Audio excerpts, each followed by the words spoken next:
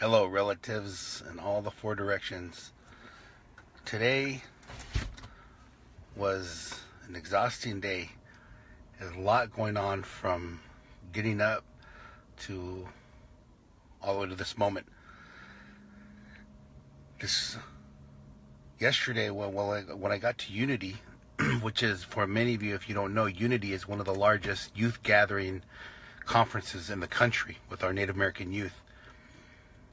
And they also do things in the right way, in protocol, and Anishtahai. Bijanuma Shunami Yaduamogui. Good prayers, good words, good spirit. They also have a sacred fire there, ran by experienced firekeepers and ceremonial relatives. My brother Sleepy Eye and his son, my nephew there, were running the sacred fire. It was beautiful. I just happened to run into him as I was gotten there into Denver. So with this, we start out with Bijanuma Shinami Yadawa Mogoi, good words, good thoughts, good prayers, then Nishtahai Puni'i, what we see and hear. Many blessings your ways, relatives. And just a beautiful conference with the youth. And you know, these guys are truly social media whizzes. Knew about Standing Rock and knew about the drone flying. Knew, you know, a lot of hardcore followers. And I got to sit and share with them some stories, and they wanted to know some questions. This morning during the conference, I got to witness so much happening. And many blessings. Thank you so much for all the conference team and Mary and her team and everyone who advocated to bring me out and to bring out the speakers, and all of the tribes that supported the youth councils that are running the youth-led conferences, meetings, and all the chaperones that came from the tribes and helped teach them how to fundraise and support the youth. They're so much worth it in so many different ways. It was really a blessing to just talk with them and laugh with them and hear their stories. And I learned a new handshake, you know, that was pretty funny too, from our Yakima relatives. They call it the salmon handshake, and I thought that was really cute, the salmon handshake. And this morning started off with sharing with them. I put together a compilation of just a few of the documentaries, one by A&J, one I did with Trevor Hall, and another one with the song Trevor Hall, and the documentary Awake, and another video at the end. And I could post it for you guys to see what I shared with them. And it was a very powerful post, and it was really hard when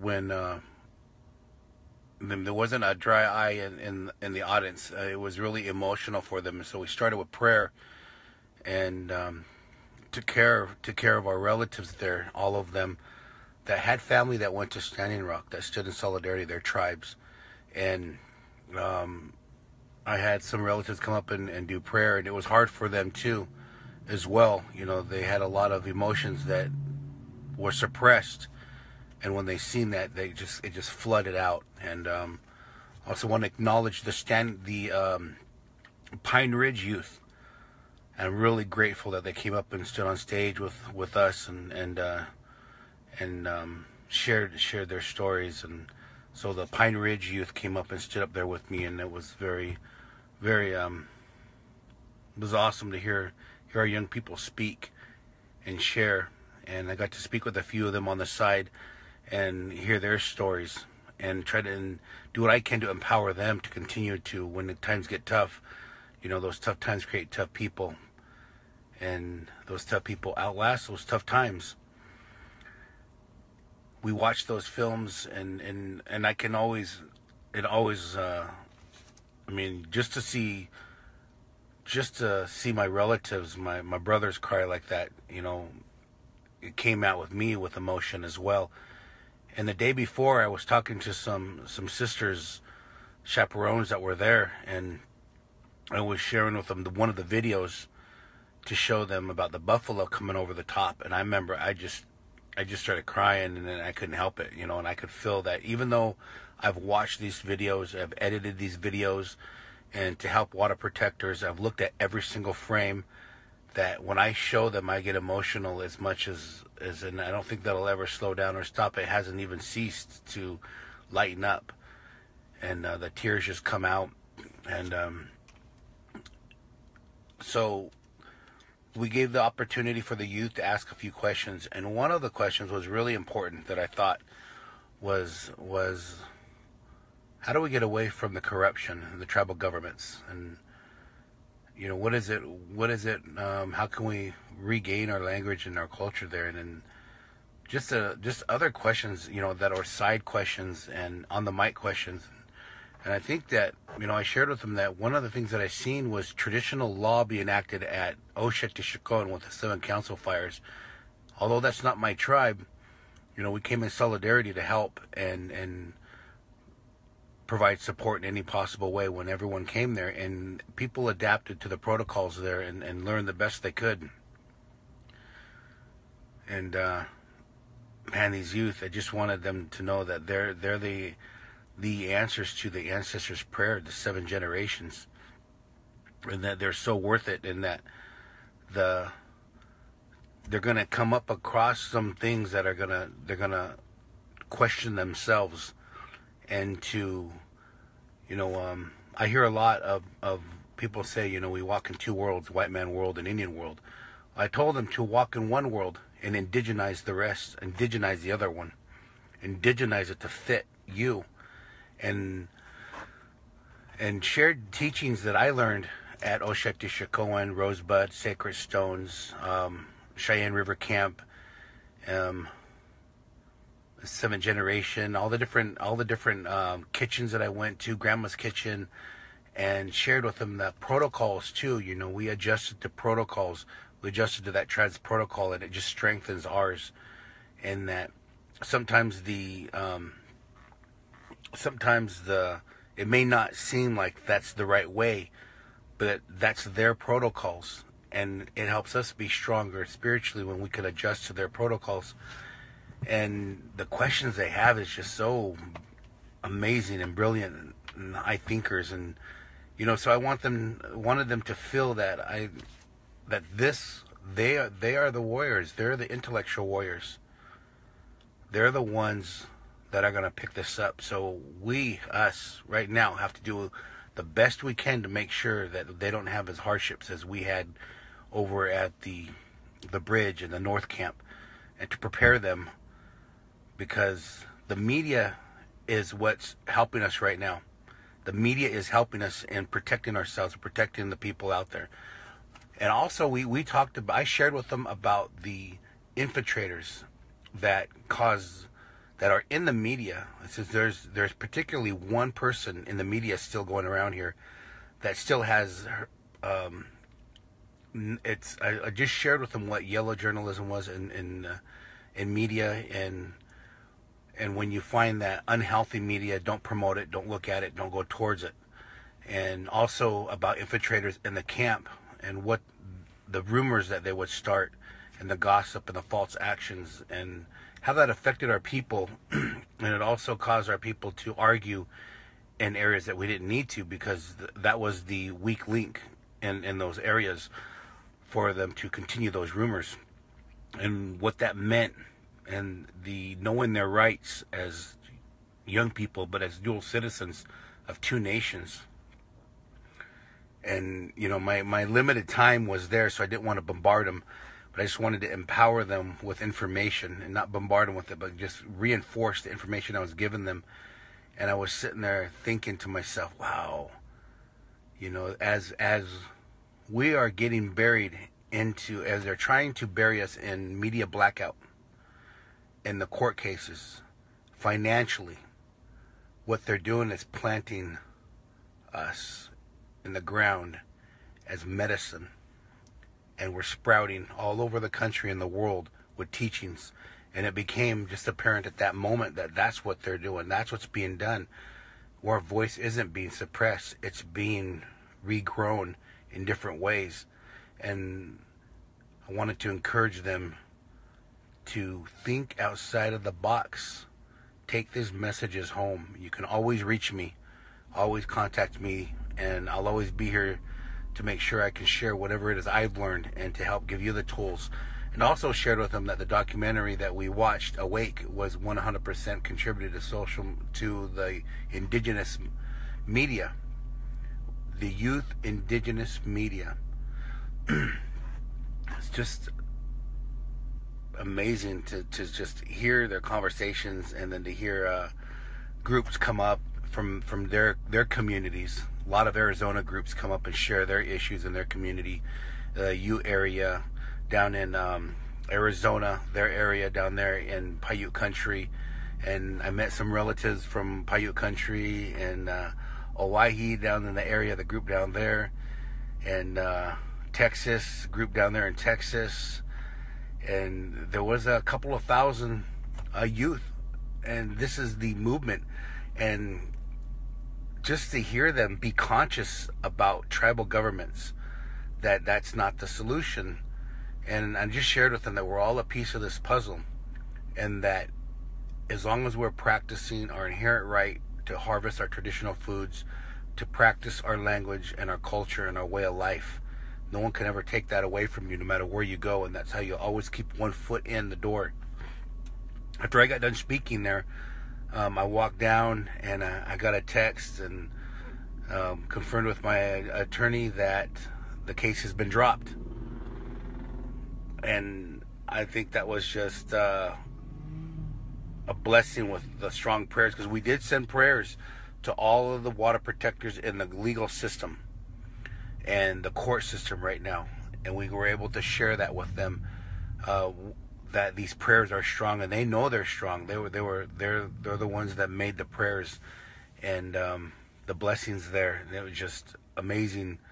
The energy is so different because they're empowered. They're hungry for knowledge, and they're hungry to share their story, and they're hungry to share their experience and what can they do. And I think it was one of the highlights of my year is to go work with the youth, not just here in Standing Rock, but also down there in Denver, and to share that message. A few days before, down in Standing Rock, also sharing the documentary and talking with the youth about, what had happened down there and what they thought, and seeing the excitement on their eyes just to talk with them about this movement and what it meant and what it means to them as well. And to have it over at the Sitting Bull College. So my goal as a professor is I really would like the tools to go over there to the college and be provided for students to come up and edit their own films and do their own media at the college, and possibly get a credit for it if they participate. But also, one of my brothers made a good point, Brian. He said, also not just for the youth, but for the 20 and above, to 30, 35, who are still figuring out what they're doing. And I think that's a good idea too. And we'll to leave the tools there and the training, and see some wonderful things coming out of there. Many blessings, guys. I just got off a plane. I'm back over here and getting ready to get right back to work. The case just freed me from mine. We had a huge... I was so excited. I was really excited to go to court. And my attorney we're excited to go to battle. The intellectual part of this battle is that the security company was unlicensed to work in the state of North Dakota. Also, as a cultural monitor, I was documenting cultural sites. And I think they still should be documented and in a way that protects them down the road. And what we're seeing happening at the North Camp, that happened all the way to the water, Lake Oahe, and all the way across Highway 6, and these sacred sites that many of the tribes have all the way across the country and protecting. So I was really excited to show the militarization and why I was there of untrained officers and the violations they did, and constitutional violations in the open. I wanted to show them the videos. Wanted the judge to go into record to show this. But it happened the way it happened. and it's going to continue to escalate into a point where from here on, this next year, you're going to see many films, several hundred films come out about the police brutality, human rights violations, the Dakota Access Pipeline. This has not stopped. This has not slowed down, and it's became awareness all over the country. And my advice to you guys to protect yourself legally is to invest in a 360 GoPro camera. Because what I seen in the footage is that when I had the 360 GoPro, or this 360 camera, I was able to see who was behind. And I got to see agitators. And I go through the footage, and I'm looking at all of the people in prayer that stayed in prayer all the way till the end. And I think that was the most amazing moment, was watching our elders and our youth and our allies stay in prayer. And there's a video where they're in prayer in that circle, and they're getting arrested. And that right there is a violation of the Constitution of your right to pray, the Native American Religious Freedom Act. That is our inherent right to pray, our inherent right to stand there and pray in a sacred site. And not too farther down in 134, in the documentary, it shows me asking the officers questions, and he says, well, he goes, I want to understand what makes this place sacred, you know, and you make this place sacred, being there, and the ancestors prior to there, and acknowledgement, and the prayers and dances, and the harvesting, and the songs. And so this movement here that we're seeing is a cultural, a spiritual movement in protecting the land and the water, and the youth to have them share it as well, and their story out at the sacred fire was really something special. So relatives, tomorrow will be another update. Many blessings in the four directions sending me your way. And thank you guys for all your support, all your messages. And this is continued. The other thing is, don't give up. Keep going. Keep continuing. And this is an intellectual battle. Think outside the box. If you're getting stuck, you know, brainstorm with solutions on how you can help each other out, uplift each other, and contact water protectors out on the camps, and just ask them how they're doing, and let them know that they're not forgotten. And just reach out, and it doesn't have to be money. It doesn't have to be, you know, anything that you got to send. Just send your love, your support, and acknowledge that their hard work is paying off, and it's not going unnoticed. And they may need a break. So, you know, send them that support, that moral support, and continue to share solutions to all the relations in the four directions. Napija humira na nanishdai numaga. Sending all blessings in the four directions. Bijatu ahu. By experienced firekeepers and ceremonial relatives. My brother Sleepy Eye and his son, my nephew there, were running the sacred fire. It was beautiful. I just happened to run into him as I was gotten there into Denver. So for many of you, if you don't know, Unity is one of the largest youth gathering conferences in the country with our Native American youth. And they also do things in the right way, in protocol, and Anishtahai. Bijanuma Shunami Yaduamogui. Good prayers, good words, good spirit. They also have a sacred fire there. Ran youth, and you know, these guys are truly social media whizzes. Knew about Standing Rock, and knew about the drone flying, knew, you know, a lot of hardcore followers, and I got to sit and share with them some stories, and they wanted to know some questions. With this, we start out with Bijanu Mashinami Yadawa Mogui, good words, good thoughts, good prayers, then Nishta Punii, what we see and hear. Many blessings your ways, relatives. And just a beautiful conference with the youth. Hello, relatives and all the four directions. Today, was an exhausting day. There's a lot going on from getting up to all the way to this moment. This yesterday, when I got to Unity, which